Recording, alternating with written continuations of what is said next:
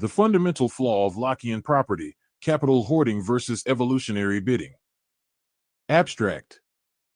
This essay outlines a fundamental upgrade over Lockean property theory by redefining property ownership as a function of productive potential, not historical appropriation.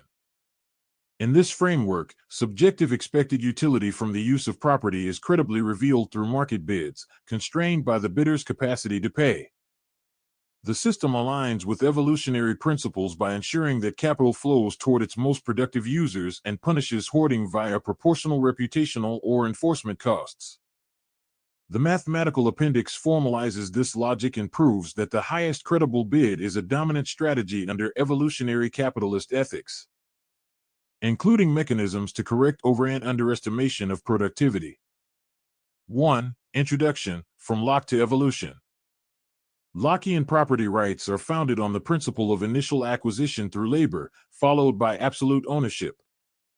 This static conception allows for indefinite control of resources regardless of future productivity. It enables capital hoarding and blocks reallocation even when a higher bidder can use the property more efficiently. Evolutionary capitalism corrects this by redefining ownership as a dynamic and merit-based relationship. 2. The bid is a productivity claim. In this framework, a bid is not merely an offer, it is a claim. I can produce more value with this resource than the current owner. This claim is subjective in valuation but objectively constrained by the bidder's ability to pay. The system trusts only those whose bid reflects past productivity. This makes the bid a verifiable evolutionary signal. 3. The cost of resistance, evolutionary tit-for-tat. If the current owner refuses a higher bid, they impose an opportunity cost. Should the bidder resort to force to obtain the property, the cost of doing so becomes a punishment debt. The hoarder is penalized proportionally to the externality they caused. Punishment equals cost of enforcement to bypass hoarding equals CF. The original investment by the hoarder is reflected in their reputational and monetary loss when their lower productivity becomes apparent.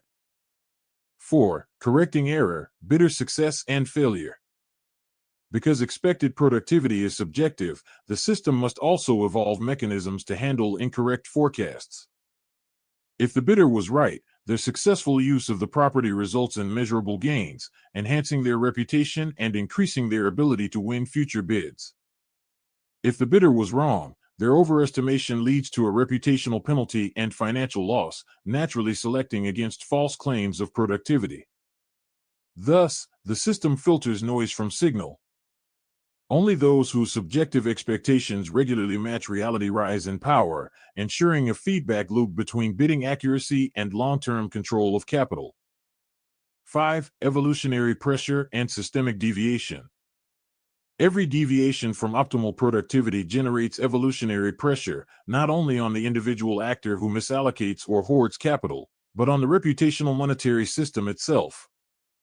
The system evolves by punishing both inefficient actors who resist superior bids or misjudge their capabilities, faulty reputation mechanisms that fail to correctly reflect past productivity. The magnitude of evolutionary pressure is proportional to the deviation from optimal capital allocation. Over time, systems with inaccurate or manipulable reputational metrics are selected against. This ensures that reputation becomes increasingly efficient at approximating true productivity.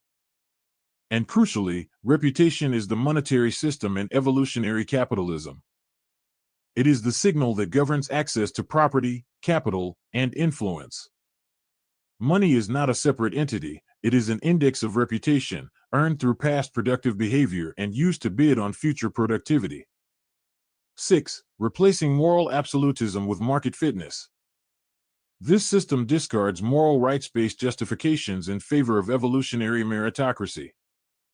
Ownership becomes temporary, subject to reallocation, conditional on continued productive use, awarded through public, testable, bid-based competition.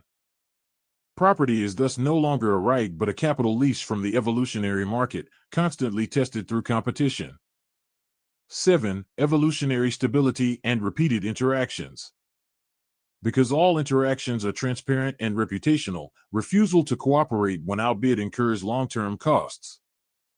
Reputation deteriorates, access to capital shrinks, and the system naturally reallocates control toward more productive agents.